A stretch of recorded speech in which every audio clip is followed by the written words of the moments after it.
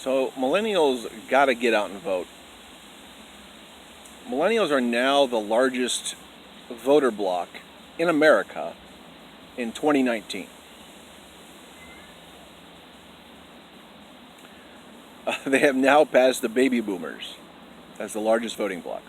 The baby boomers are literally dying off in droves, and the millennials and the first crop of Gen Z are coming up through the ranks.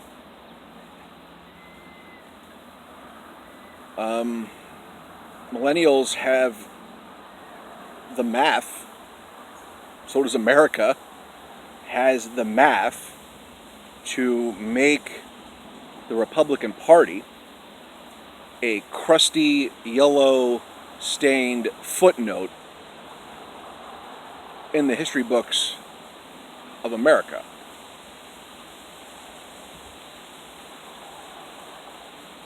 It's just a matter of them showing up. If you remember, back in 2016, 20% of millennials showed up to vote in 2019. That is absolutely pathetic. And don't get me wrong, I know the candidates were pathetic too. I know that. But there is objective proof that we can make every election, every midterm, an election win for the opposition to the Republicans. The math is there. I know the Republicans have gerrymandering, and they have voter suppression, and they have their bag of tricks to get people to not show up and to suppress the vote. Okay. Well, we have the numbers now. The millennials are the largest generation, the largest voting bloc in America in 2019. And only 20% of them showed up in 2016.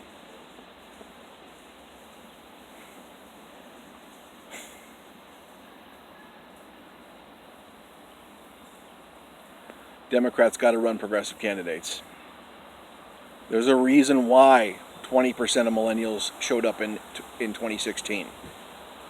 And it's because of Hillary Clinton and Donald Trump, both of them. Two of the most god-awful candidates humanly possible. Okay.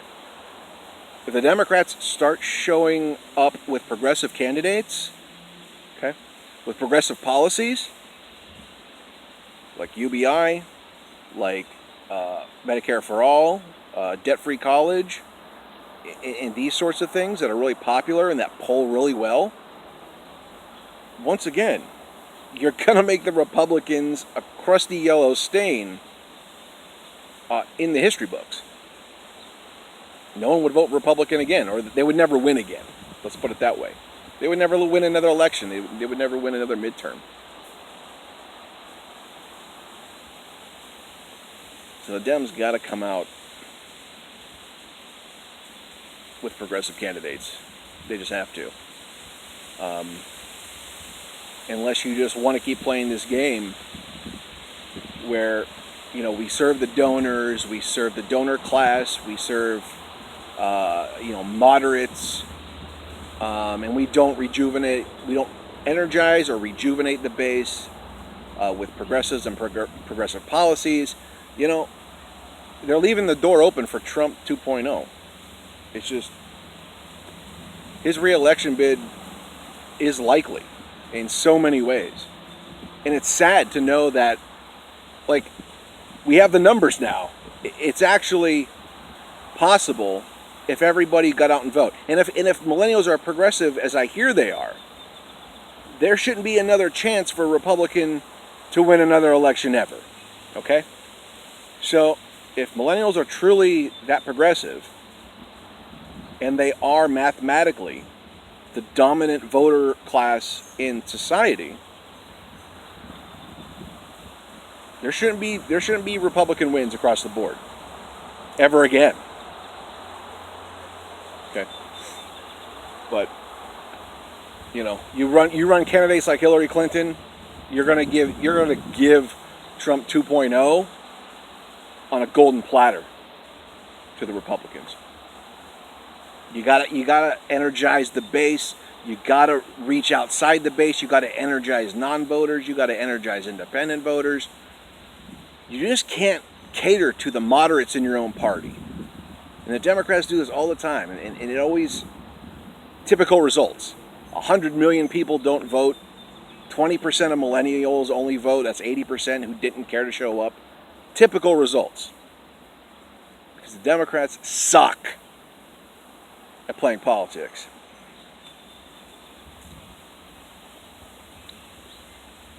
There shouldn't be another Republican win ever again.